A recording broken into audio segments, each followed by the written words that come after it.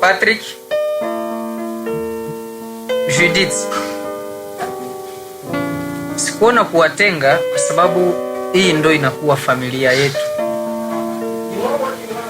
na mzazi alituachia vitu ambavyo alituachia ni kwamba tuvilinde na hali kadhalika vitusaidie.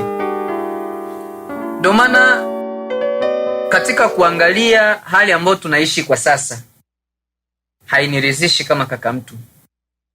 Patrick analalama apate pesa za kulipa kwa masomo, na alikazalika Jidite haukawiyali ni asubuhi tu kaka nitakula sijui nini. Sasa hatutamkata ushemeji yenu mikono kwamba ndo mkule, haitowezekana. Ndio maana nilipokaa chini nikafikiria, nikaona kwamba fimbo yenye mtu yuko nayo mkononi ni ile anatumia kwa kuwa nyoka.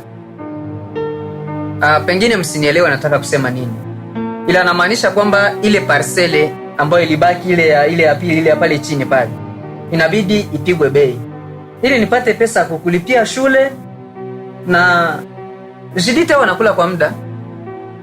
Sijui nasema nini Madame Plan.